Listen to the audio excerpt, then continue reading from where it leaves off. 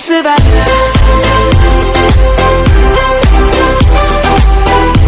Guys, welcome back again to my YouTube channel. Hare Krishna to everyone.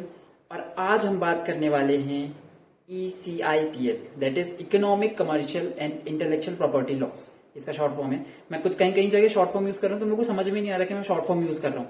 सो जैसे FEMA का भी मैं करूंगा, बताते भी जाऊंगा भाई शॉर्ट फॉर्म होते हैं, तो तुम लोग को जल्दी जल्दी चीजें समझ में आएंगी। थोड़ा न्यू है तो तुम लोग को समझ में नहीं आ रहा होगा, टीचर्स भी थोड़ा यूज नहीं कर रहे होंगे, पर हाँ शॉर्ट फॉर्म है उसके।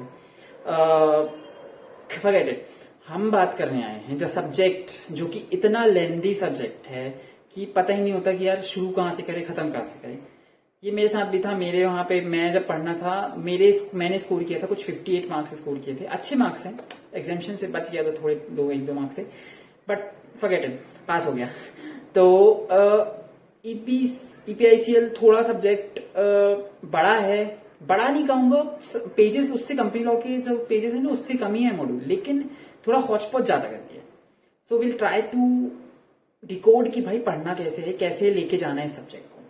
आई will start with part B.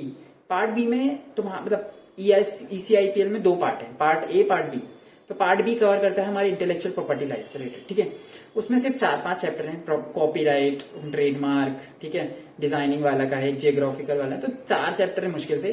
और आई थिंक मैंने देखा था मॉड्यूल में, इट्स 100 पेजेस। 100 पेजेस में 40 मार्क्स कवर हो जाएंगे।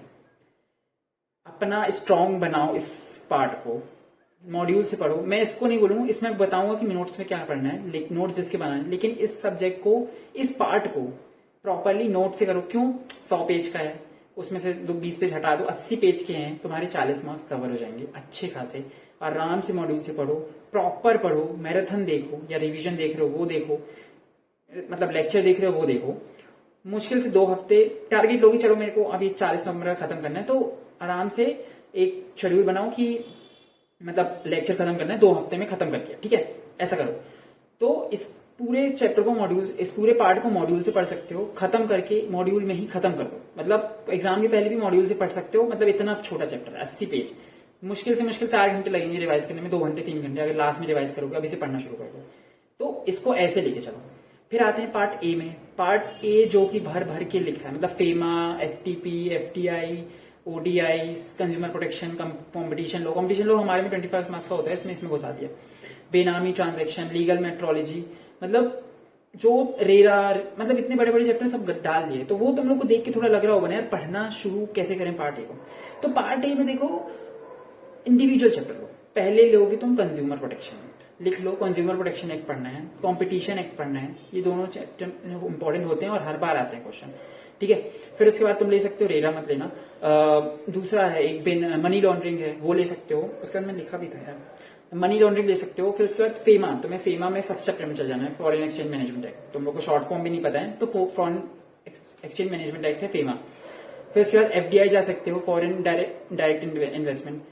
उस पे करने के बाद तुम जा सकते हो FTP, फॉरेन ट्रेड पॉलिसीज। फिर उसके बाद जो तुम्हारे बच्चे को जो चैप्टर है ना, आई थिंक बेनामी ट्रांजेक्शन बच गया, रेरा बच गया, फिर उसको तुम एंड में लो। तो अपनी टारगेट के हिसाब से बनाओ, उस हिसाब से पढ़ना शुरू करो पार्ट ए को। थोड़ा लेंदी है, तो इस चीज में तुम क्या कर सकते हो, या तो तुम खुद के नोट्स बना लो। अगर तुम्हारे से खुद के नोट्स नहीं बन पा रहे हैं, नहीं हो पा रहे हैं खुद के नोट्स, भाई बहुत इतना टाइम नहीं है, तुम्हें लग रहा है टाइम नहीं, टाइम है वैसे, अभी से कर रहे हो तो हो जाएगा। जो एक ग्रुप दे रहे हैं वो तो आराम से नोट्स बनाओ, जो बोथ ग्रुप दे रहे हैं ट्राई करो।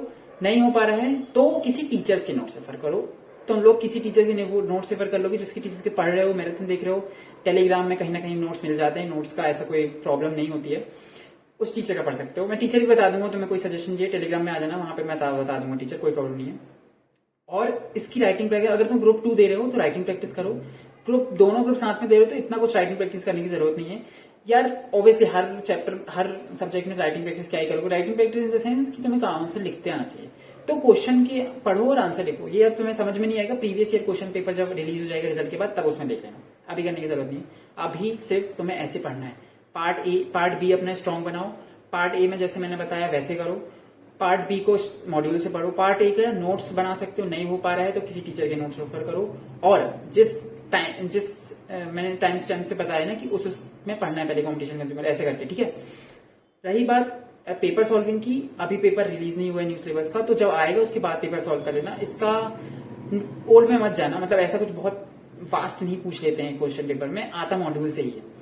प्रोसीजरल है पार्ट ए, तो मैं सजेस्ट करूंगा थोड़ा लर्न तो नहीं, मतलब समझते जाना, समझने के साथ साथ थोड़ा आपने दिमाग में बैठा जाना कि कुछ कुछ चीजें ना प्रोसीजर सेम है हर जगह एप्लीकेबिलिटी इंडिया पाकिस्तान वाला आएगा फेमा में, वो हर जगह होगा।